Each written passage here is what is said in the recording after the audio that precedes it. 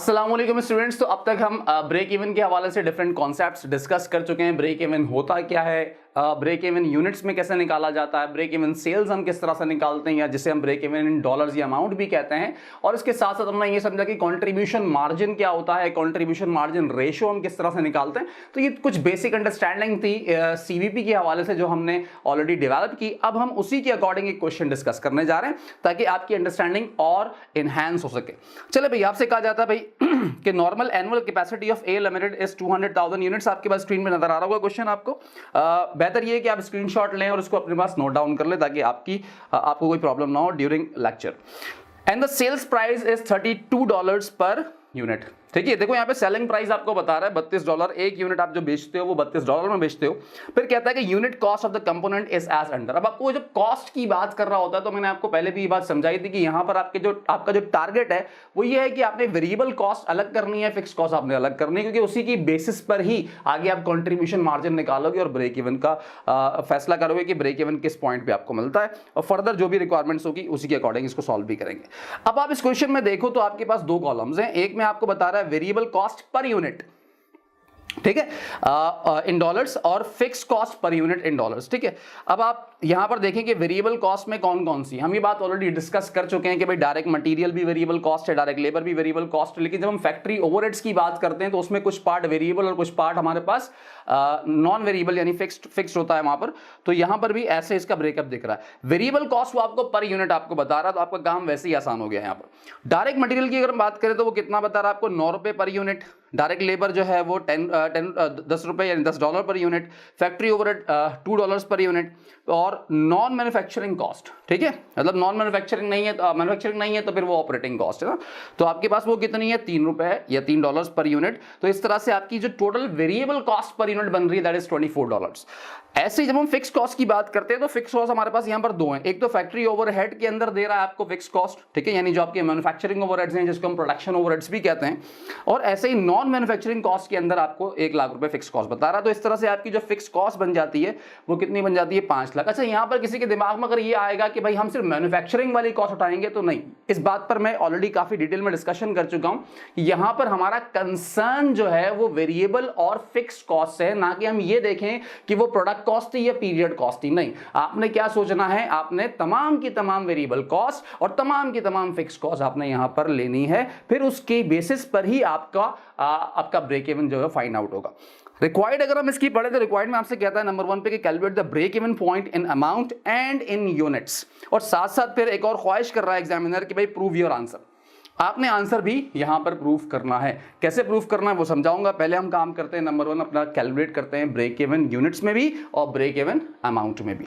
तो चलें इसको सॉल्व कर लेते हैं। यहां पर हमारे पास हमारी जो पहली रिक्वायरमेंट है उसमें हमने क्या करना है, हमने ब्रेक इवन इन यूनिट्स और डॉलर्स में दोनों में निकालना है। ठीक है, तो हम निकालने जा रहे हैं भाई सबसे पहले कि ब्रेक इवन, ठीक है, इन यूनिट्स एंड अमाउंट दोनों में चाहिए हमें। ठीक है, तो अब अगर मैं यूनिट्स की बात करता हूं, अगर मैं ब्रेक इवन इन यूनिट्स की बात करता हूं, ब्रेक इवन यूनिट्स में अगर मुझे चाहिए तो उसका हमने क्या फॉर्मूला बनाया था, लास्ट टाइम देखा था हमने, that was fixed cost divided by contribution margin per unit. ऐसा ही है। तो अब मुझे यहां पर अगर ब्रेक इवन यूनिट्स में चाहिए तो उसके लिए क्या करना होगा, फिक्स कॉस्ट जो कि मुझे पता है उसने टोटल में मुझे बताई कि $5,00,000, ठीक है, या $5,00,000, और उसको डिवाइड करना है मैंने, किससे डिवाइड करना है, कंट्रीब्यूशन मार्जिन पर यूनिट से। अगर मैं कंट्रीब्यूशन मार्जिन पर यूनिट निकालना चाहता हूं तो मुझे क्या करना होगा, सर हमारी जो सेलिंग प्राइस है उसमें से हमने माइनस करना है। किसको माइनस करना है, वेरिएबल कॉस्ट को। तो मैं इसको यहां पे डायरेक्टली भी कर सकता हूं। कैसे भाई, फिक्स कॉस्ट मेरी कितनी है, यहां पर 5 लाख है, और कंट्रीब्यूशन मार्जिन कैसे आता है भाई, सेलिंग प्राइस पर यूनिट में चाहिए, क्योंकि कंट्रीब्यूशन मार्जिन मुझे पर यूनिट में चाहिए ना, तो सेलिंग प्राइस भी पर यूनिट में चाहिए और वेरिएबल कॉस्ट भी पर यूनिट में चाहिए। और दोनों ही चीजें उसने क्वेश्चन में आपको दी है। बहुत आसान सवाल है, इसमें कोई भी टेक्निकल चीज उसने नहीं डिस्कस नहीं की आपसे। ठीक है, तो यहां पर अगर मैं देखूं तो ₹32, ये $32 आपका सेलिंग प्राइस है, माइनस कर देंगे इसमें से 24 पर यूनिट आपकी वेरिएबल कॉस्ट है।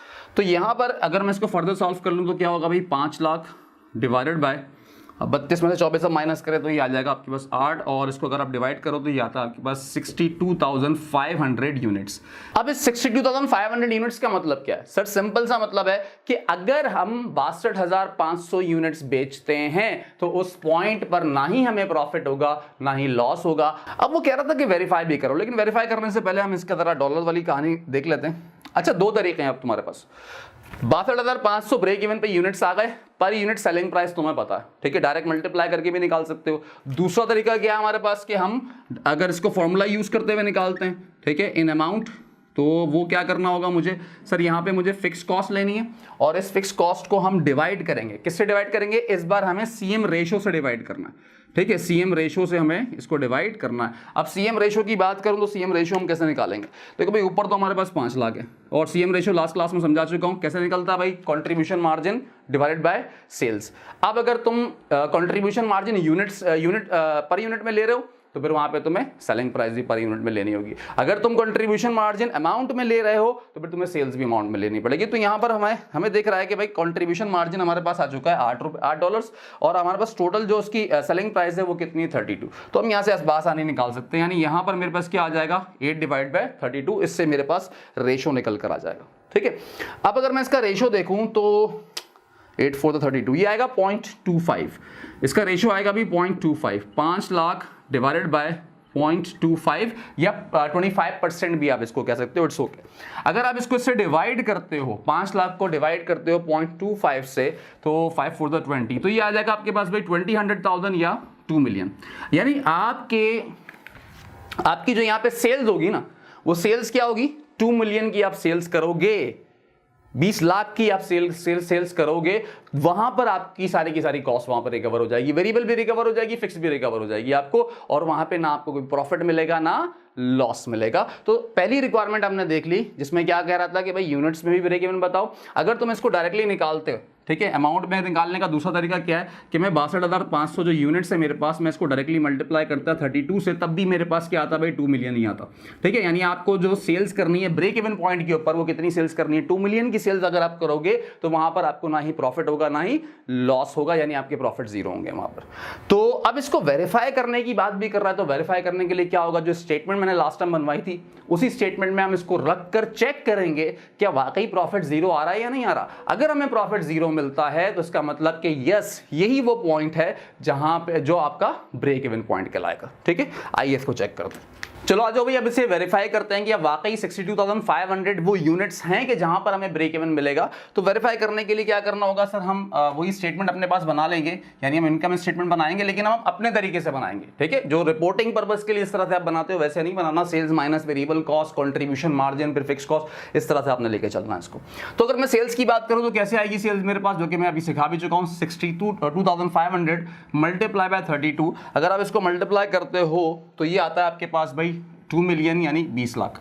अच्छा, अब 2 मिलियन की सेल्स करोगे, माइनस करना है आपने यहाँ पर वेरिएबल कॉस्ट, और वेरिएबल कॉस्ट कितनी है हम जानते हैं। अब देखो यहाँ पर वेरिएबल कॉस्ट के लिए भी दो तरीके हैं ना।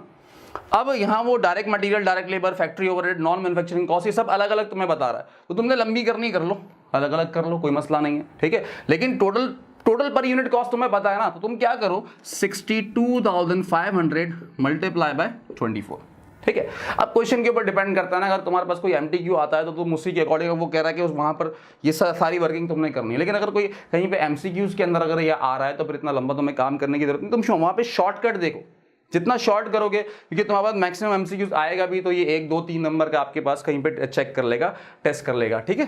तो अगर मैं इसको मल्टीप्लाई करता हूं तो ये आता भी मेरे पास 1.5 मिलियन, ठीक है, और यहां पर ये आ गई 1.5 मिलियन की तुम्हारी वेरिएबल कॉस्ट। तो अगर मैं माइनस करूंगा तो 0.5 मिलियन या 5 लाख रुपए आपके पास क्या आ गया भाई, ये आ गई आपका कंट्रीब्यूशन मार्जिन, ठीक है, कंट्रीब्यूशन मार्जिन, ठीक है। तो अब अगर आप देखो तो हम यहीं पर पहचान गए कि हाँ यही वो पॉइंट था, हमने वेरीफाई इसको यहीं पे कर दिया। कैसे कि कंट्रीब्यूशन मार्जिन किसके बराबर हो जाता है, फिर फिक्स कॉस्ट के बराबर होता है। तो जब ऐसा तुम्हें देखे कि जहां पे तुम्हारा कंट्रीब्यूशन मार्जिन फिक्स कॉस्ट के बराबर है, तो इसका मतलब कि तुम्हारा प्रॉफिट वहां पर क्या आने वाला है, जीरो आने वाला है। क्योंकि इसके बाद जो अगला मरहला है वो क्या है कि मुझे यहां से फिक्स कॉस्ट माइनस करनी है, और फिक्स कॉस्ट मेरे क्वेश्चन में मुझे गिवन है, और वो कितनी है 5 लाख। माइनस करूंगा तो मेरा यहाँ पर जो प्रॉफिट आएगा वो प्रॉफिट आ गया भाई जीरो। और हम ये बात जानते हैं, इट इज प्रूव्ड नाउ, ठीक है, हमने ये प्रूव कर दिया कि ऐसा पॉइंट जहां पर तुम्हारा प्रॉफिट जीरो हो जाता है उसी को हम कहते हैं क्या, ये हमारा ब्रेक इवन पॉइंट है।